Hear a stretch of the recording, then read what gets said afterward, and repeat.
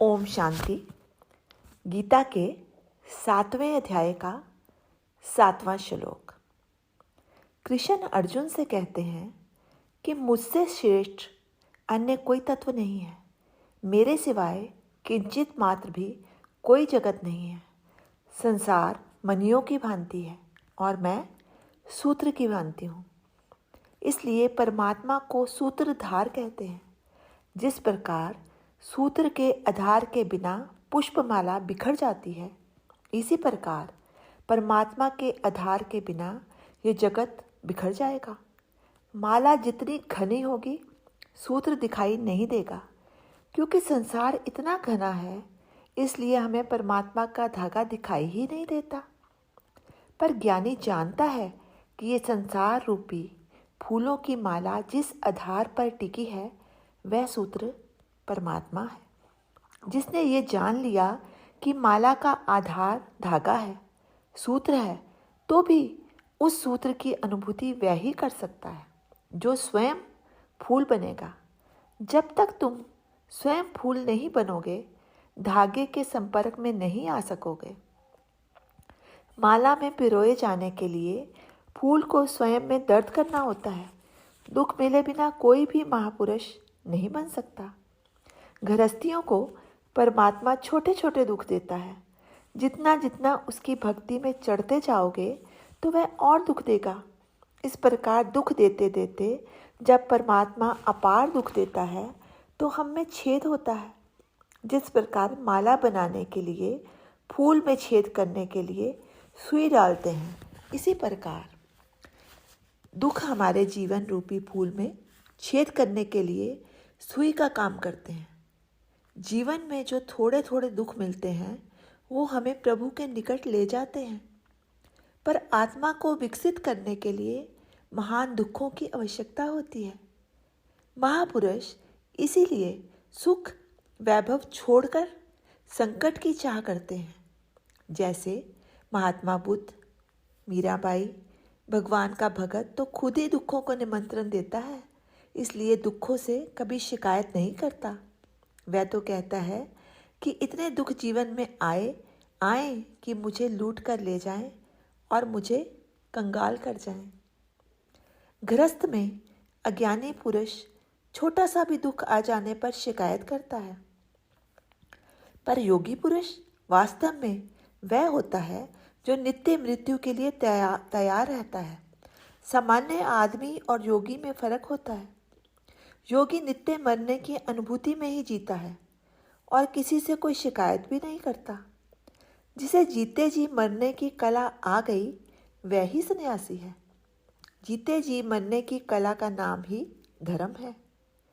गीता में कृष्ण अर्जुन से कहते हैं कि सब मरे हुए हैं, कि ये सब तो मरे हुए हैं, काल की नज़र में मृत्यु पा चुके हैं, पर खुद को जीवित समझते हैं। हम 70 साल के होकर मरे, ये हमारा भ्रम है। जिस दिन हमारा जन्म हुआ, उसी दिन मृत्यु शुरू हो गई।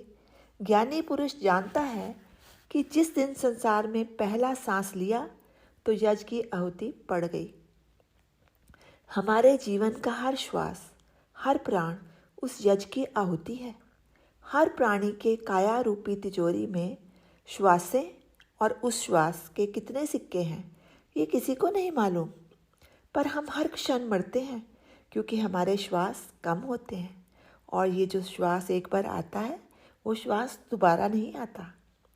ये प्रतिदिन मरने की क्रिया उसी दिन चालू हो गई थी जिस दिन हम पैदा हुए थे। जीना मरना यही जीवन की जोड़ी है और ये जोड़ी कभी भी अलग नहीं होती, साथ आती है और साथ जाती है। पति पत्नी की जोड़ी वास्तविक जोड़ी नहीं होती, एक रहता है, एक चला जाता है।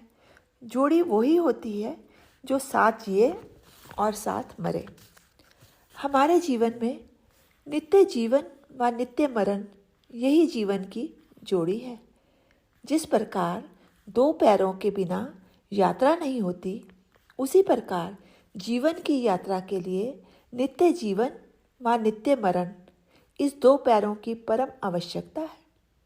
जब प्राण वायु खींचा तो जी रहे हैं, जब प्राण वायु छोड़ा तो मर रहे हैं। महापुरुष इसी को प्राणायाम कहते हैं।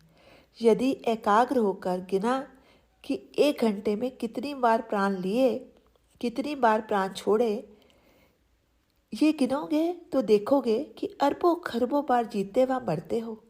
पर ज्ञानी पुरुष जानते हैं कि ये जन्म मरण बेअंत है, पर संसार इसी पर चल रहा है। जब एक काया का इतना लंबा चौड़ा हिसाब है, तो बार बार के जन्म का हम कैसे गिन सकते हैं।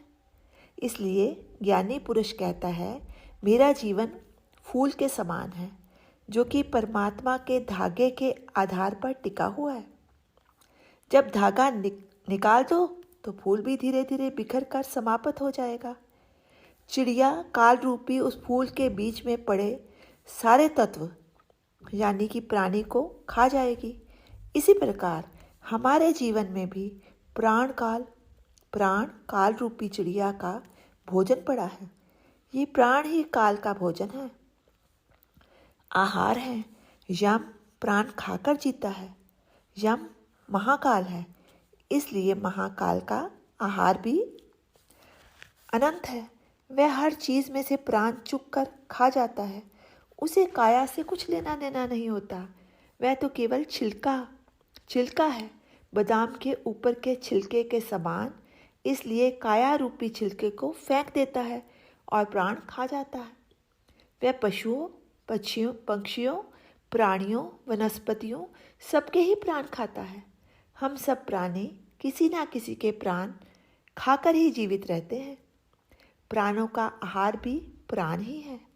इसलिए भगवान अर्जुन को समझाते हैं कि ये सारा संसार फूल के समान है और मैं सूत्र हूँ जिसके आधार पर ये संसार टिका हुआ है। पर इन फूलों में कोई फूल ऐसा भी होता है जो कभी मुरझाया नहीं है, क्योंकि वह फूल कपास के फूल के समान होता है और जीवन में साधना कर करके फूल से धागा बन जाता है। तब वह दूसरे फूलों को धारण करने के योग्य बन जाता है। नर यदि करनी करे तो नारायण हो जाता है। सूत्र बनने के लिए कपास को बारीक करना होता है, फिर उस पर वट चढ़ाने होते हैं। हमारे बीच में सूत्र के रूप में सब विद्यमान है। मन है धागा, बुद्धि है सुई। ये मन जीवन में कपास के समान, रुई के समान हमारे जीवन में पड़ा है। जो असंस्कारी होगा वह इस कपास से माला नहीं बना सकेगा, पर संस्कारी इस कपास की साधना कर करके इतना बारीक धागा बना लेता है कि फूल पिरो सके। ऐसा ज्ञानी पुरुष है जो मेरा बखान करते हैं, हैरान होकर मेरा बखान करते हैं और हैरान होकर ही मेरे को देखते हैं। हे अर्जुन, मैं संसार की सबसे बड़ी हैरानी हूँ, ब्रह्मांड की सबसे बड़ी हैरानी हूँ।